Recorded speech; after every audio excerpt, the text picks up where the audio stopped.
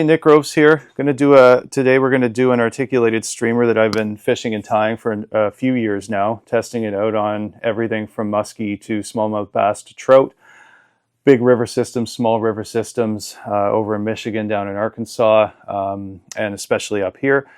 Overall, this thing's really starting to prove itself, just because of the versatility of it, to be able to scale it up for multi-species.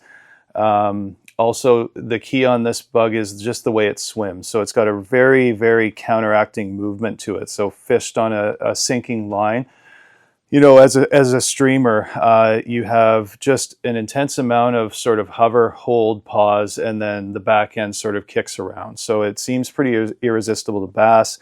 Depending on your setup and, you know, how much of a sinking line you're fishing, it can really get down the way that we set up the weighting on this. Overall, relatively simple in materials, tons of swim, great movement, and again, you could go out on any given day, depending on the water system you're on, and have the same fly that you can be fishing for a multitude of species. So again, it's called the Polkaroo. The advantage is, again, you can tie this, you know, anywhere down to like a 3.5, 4 inch sort of fly, and you can easily scale it up with the same materials up to a 5, and I've been successful in the past year scaling this up to musky size using you know, some more bucktail and feather tails. You can get these things up with the same swim, same profile, up into the 8 inch, 8.5 inch range. So it's been really good to me. Kind of unique design and way of tying this with the head that we'll go over. Key materials here is I'm using some RD brushes. The two that I'm using here is the Mimic Faux brush, which is relatively new from RD for the head. Creates a really nice sort of silhouette, holds the resin that I'm using to create the shape, and does have a really good swim in the water. This can be swapped out for a number of different natural materials as well. And for a little bit of flash, rather than using sort of a polar chenille or something like that, I've been using a lot of the translucent brushes in a few different sizes. It really helps to sort of create a profile, post up a little bit more than the chenille. And you can use it sparsely as well. The thing I like about brushes is strategically used, you get a lot of flies out of the brushes themselves. So for instance, with these two brush packs on this fly, I could probably get up to, you know, 8 to 10 flies in this color out of the head and the body material. Other than that, really straightforward. I've got some ostrich, some marabou, and we'll run through this.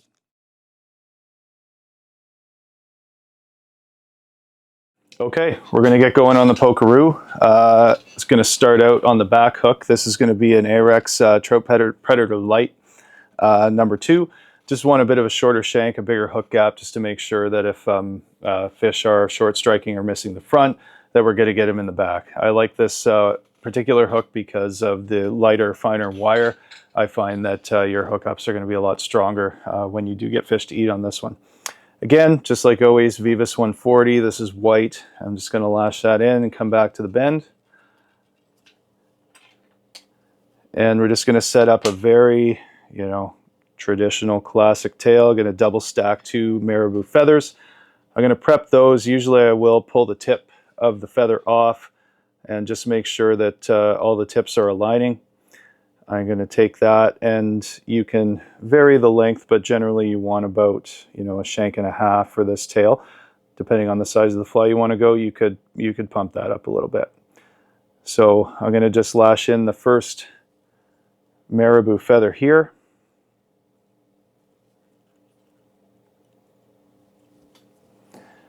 And trim that off right behind the eye, giving myself some room, and then wrap that back. Here, normally I'll put a few strands of Flashabou in the back, but because we're going to be running the translucent brushes, we should be just fine. So I'm going to stack that first feather, and then I'm going to take a second feather. Again, I will pop the top of the feather off and take out some of the bottom end. I don't want this too bulky. I do want it to swim.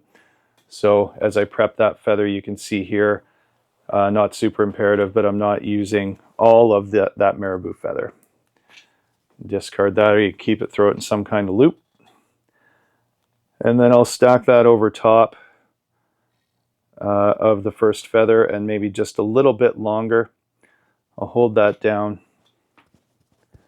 and wrap this forward. Again, this fly has been very productive on pretty much every different piece of water that I fished, targeting everything from trout to bass to pike to even musky now. So we've just got our marabou tail there. That's nice and bushy. I'm happy with that. Now what I'm going to do is, again, I'm a huge fan of loops for any kind of dubbing, palmering, anything else. So I'm going to set a loop there. It's going to be a simple dub the body. In this case, I'm going to use this is going to be a white and chartreuse fly. So I'm going to use a white dubbing on this. This is a Arizona semi-seal in a white with a bit of iridescent flash. So that's going to come through as well.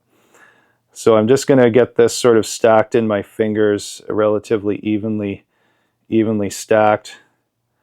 And then I'll throw that in the loop.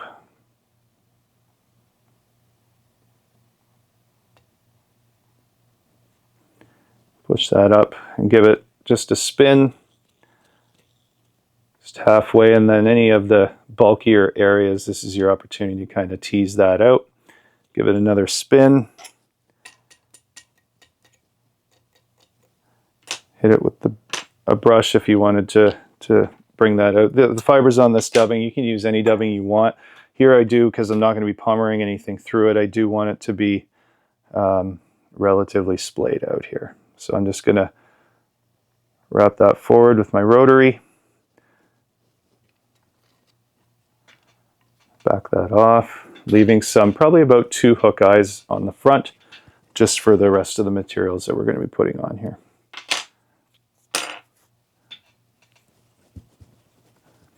So you can see there I've come back a couple hook eyes, start to build the body up, a bit of a taper on that, and you can brush that out. You do want this to be relatively rough there. Next we're going to take a 1.5 inch or 2 inch translucy brush. I find the 2 inch, if you're going to buy one size, most of the time I'm using this as a bit of a staged or back flash, or palmered up through a body. The 2 inch seems to be the most versatile for the translucy. I know a lot of times when you're looking at brushes, the multitude of sizes in each color, by the time you're done, you could have hundreds of different brushes to cover everything. But I would say in the translucy, for these type of collars or palmers, I'm running the 2 inch almost exclusively right now. So I'm going to just tie that brush in. Always with brushes, you don't want to be using your good scissors. It is a stainless wire that's bound the fiber materials together, so always use a pair of old scissors. And again, this a little goes a long way. I'm doing literally 2 turns with that, and then I'm tying that off, and I fold it back on itself, and then I'll take my braid or whatever my old scissors are and cut that off. I'll fold the end back because that is a sharp end, and it can and will break your thread. Might even do that today. And there you essentially have the back of the body.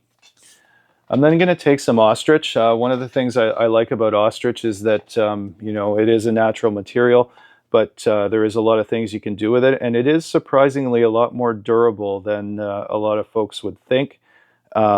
As long as, I would say, the only real thing about it is that make sure when you're done, don't just throw it into a bag or back in your box. Dry it out on the dash, and it will come back to life pretty nicely.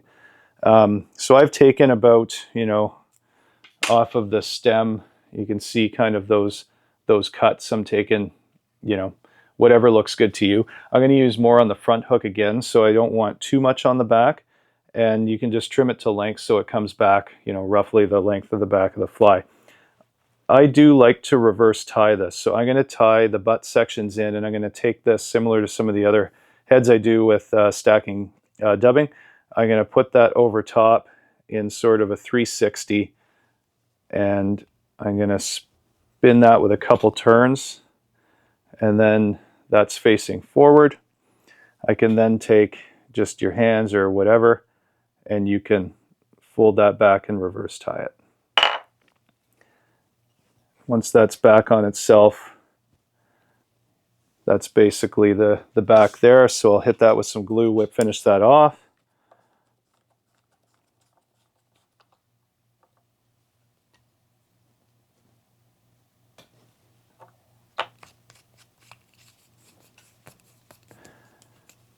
And start to get ready for the front section.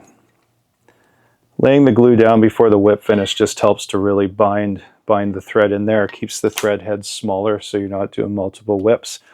Generally have no issues with that. So you can see there that it does look very kind of spread out, but with the ostrich it does have a nice swim to it, and it does really taper back and pull in the water.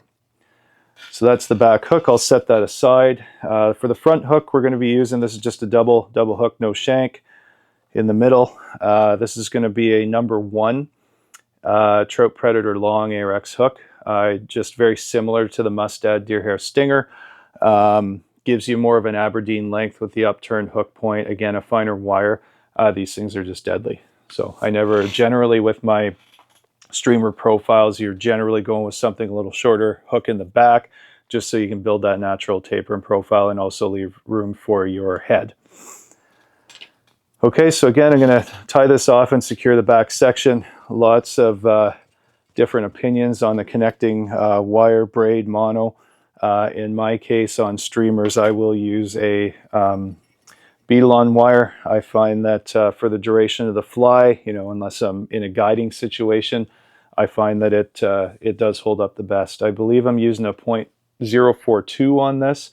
Can also use a .038. Getting up into the musky sizes, I'll move up in the beadle-on up to like a .61.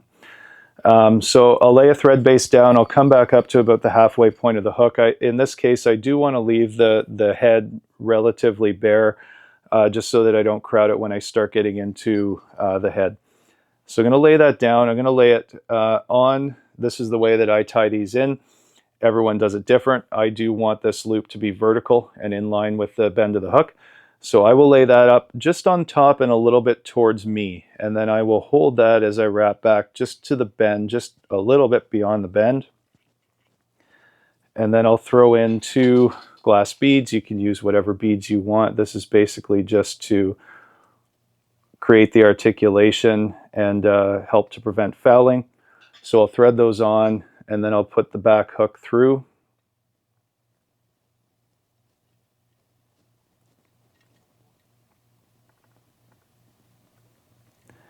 And then I will pull this tight just so I have about 1 bead distance in behind or in the loop. I'll pinch that down and tie this in with 2 loose wraps right on top but away from me. So it's laying right beside the other strand. And I'll just make sure at this point before I tighten that down that the loop is straight. You can see there that we're straight in line. So that's good. So I'm going to cinch that. I'm going to come back, and then I'm going to come up to where I tied in the first piece, about halfway. And then you can double that over. So I've taken the one away from me, folded it back, taken the one towards me, folded it back, and then wrapping that. And you can then trim that wire off with your bad scissors.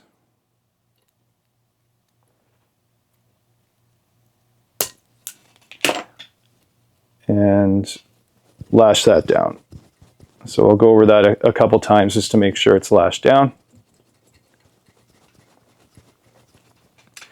And we'll get this hook out of the way. So the next step is I just want to lay, a lot of streamers will have a bit of a cover. This just helps to reduce the gap and create a consistent body.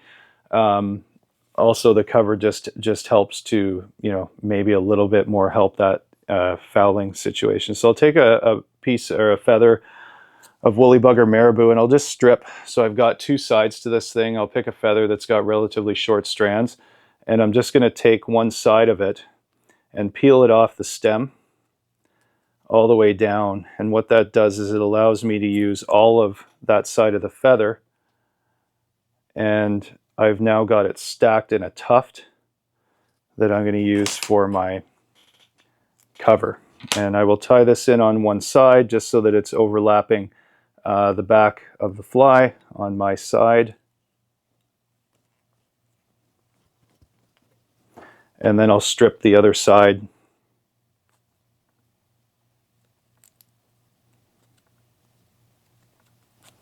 Of that feather. Here you also have the opportunity, if you got too much, you can take some out, whatever looks good to you. And I'll tie this other cover in on the other side. So I'm creating a bit of a uniform body profile. Okay, now that I've got that cover set, I'll go back. Again, I'm going to set a loop. And I'm going to dub up, you know, to about the halfway point of the shank with the same dubbing. And then essentially right now, until we get to the head, I'm just going to be repeating the steps on the back that I did on the back.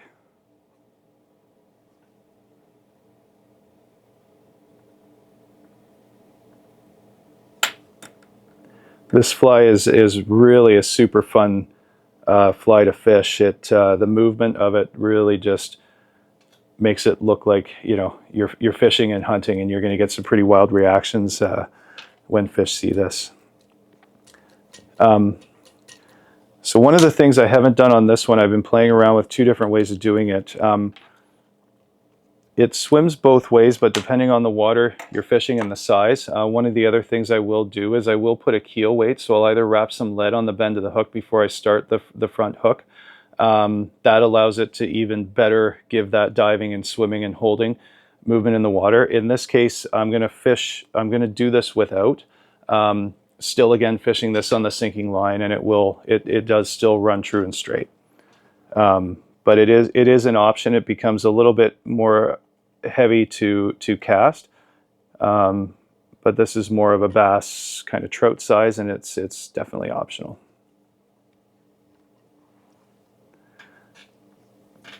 Just got that body now, and I've just come up just beyond the halfway point. Secure that loop. Brush that out.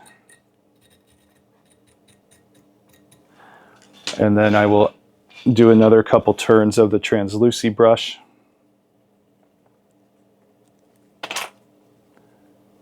By securing that in. And 2 or 3 turns here will be more than fine. In this case I did 3 just because I did 2 on the back, and I'm like that. We'll fold this back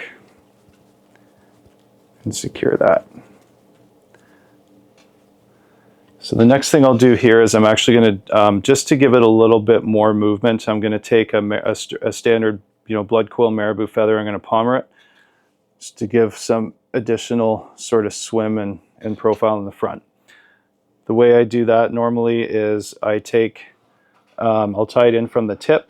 So I'll preen the fibers back, tie it in from the tip, and palmer it just like a feather.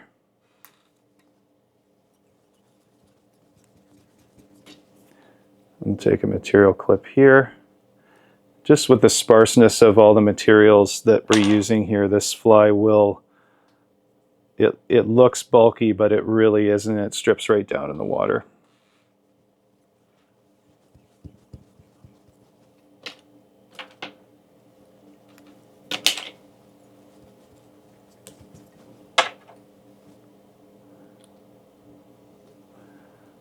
We'll just make sure none of those fibers get trapped as I wrap it forward.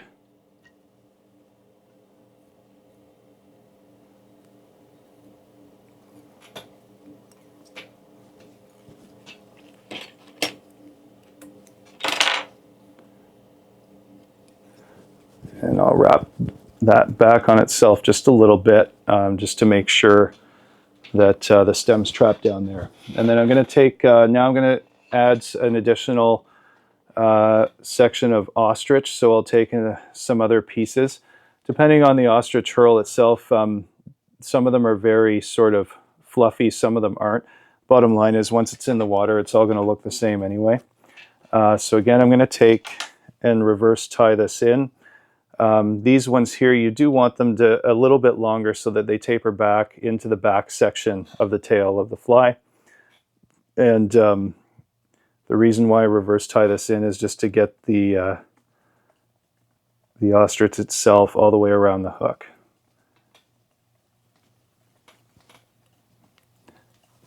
I'll lash that in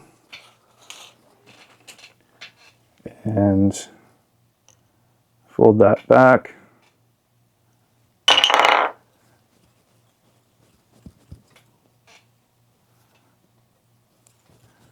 Double down, and now we're ready for the head. So that's the entire fly. Now we're going to be doing taking the Mimic faux brush. So again, this is a relatively new one from RD. Great material. It can be swapped out for some natural feathers and different types of marabous. This one here is a 3-inch. For most of the times that I'm using these brushes for heads, generally the 3-inch is the way to go on this. And the other advantage of the 3-inch is that you can, if you're looking for something shorter, you could trim that down or taper it a little bit just so that it's not as big. The reason I want the 3-inch head on this is because I am going to be folding everything back into a shape, hitting it with a resin to create the head. So I'm going to go ahead and tie this in. This is a chartreuse color in the Mimic Faux fluorescent chartreuse. I find that once we're finished this thing, it creates a very nice light to dark taper and color on it. So the key here is just to make sure as I wrap this forward, we're going to use probably about a 2.5 to 3-inch section of this brush. So as I'm wrapping, I'm splaying this forward. I want everything to stand out so that when I shape this head, which we'll go through in a second here, that nothing's trapped down. So I'm just going to start wrapping this forward, and every turn, you can see I'm very handsy on this. I'm just splaying the materials out, and I can also pick that out once I'm done the head. The reason why I've left quite a bit of space here is because I do want a number of turns to build a profile on this head. It's kind of key. So I've used about 1/3. I finished the rest of the fly with about 1/3 of the hook shank, and I'm going to wrap this right up to the eye. You can see I'm probably five or six turns. Depending on the size of the fly, the more material you can add. There are also some other thicker sort of synthetic brushes from RD, like the sculpting flash fiber brush that I do use on these flies as well, which creates a very nice, with minimal amount of turns, creates a really nice dense head that's going to push water and create swim. So I brought that right up to the eye. I'm going to tie that off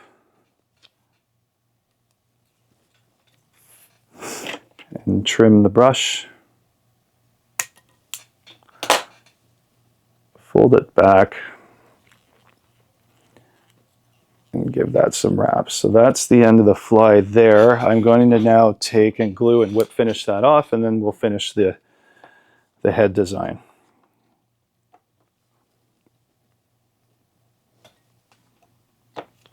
Hit that with a bit of glue.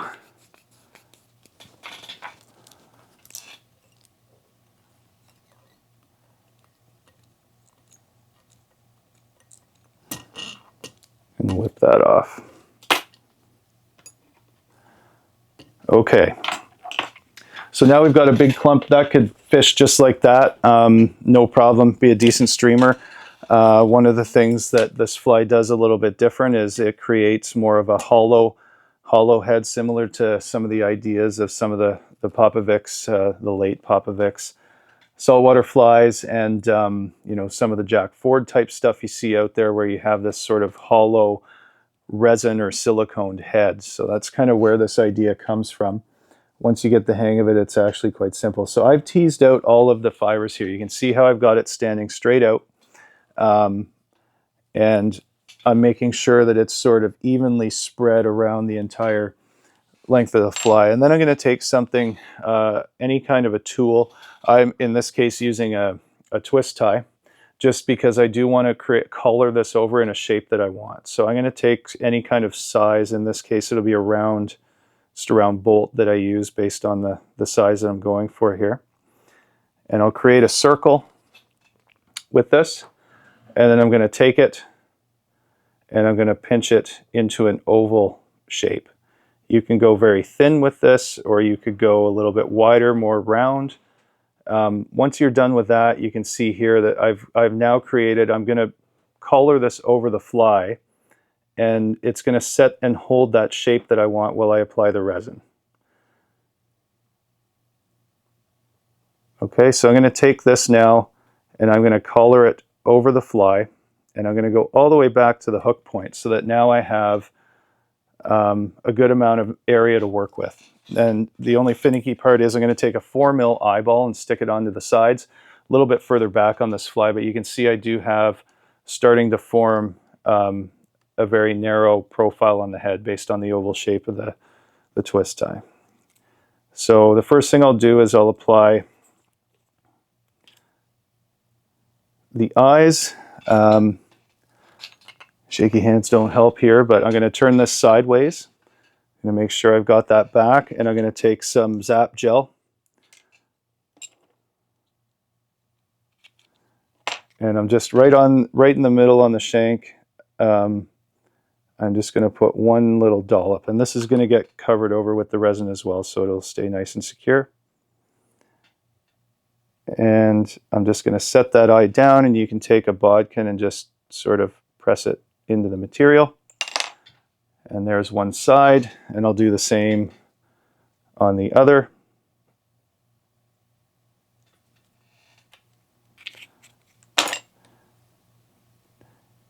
I do like eyes. I find that they do create a hot spot and a bit of a trigger.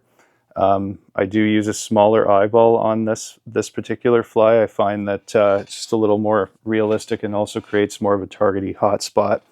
To each their own and their opinions on that. Okay, so I've still got all of my material trapped. What I'm going to do now is I'm going to take some loon thin, and I'm going to apply it to the head just so that it's creating sort of a coating on the outside. So that when I'm done, it's going to be flexible. It's going to increase the ability for a hook to penetrate on the front because I'm not blocking that whole hook gap. If something chomps down on it, it's going to flex around. So what I'm going to do is I'm going to take the brush, and I'm just going to start hitting this and letting it bleed in as I come all the way around the fly to the eyes. I don't want to go any further beyond the eyes. And with the thin, it does just tend to bleed in nicely into the material, but not go all the way through to create like a solid body situation. So you don't need a ton, but I will sort of cover it, make sure that I've got some coverage right back. And the nice thing about the resin is that it's going to stay there until you hit it with a UV light. So here I've got this, and the other thing I can do now is I can actually pull the materials back just to tighten it up a little bit so that I'm happy with the shape, and then I'll hit that with the light. And that's instantly going to hold that where I want it.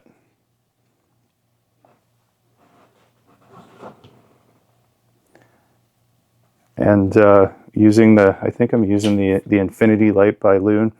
Great light, played with everything. I find that this light seems to cure with the Loon resins quite effectively. So that's the fly. The other thing you can do if you've got some loose ends, it's not going to matter to a fish, but you could take a lighter and just burn off, because it is synthetic, and just clean up that head a little bit just by taking some of the loose fibers off. And then I'll remove the twist tie for my shape tool. And there you have it. So we can see here that we've got, the head is quite flexible. We do have a narrowed shape on top bottom. And it basically will create quite a bobble sort of stop and go action in the water. It will hover. You can see as well that the material does now go, because I've applied the resin to it. I do have that kind of fade dark to light, so it does fade into the white quite nicely, and you can't go wrong with chartreuse and white. So there you have it. There's a Polkaroo using a couple of our D's brushes, and hope you like it.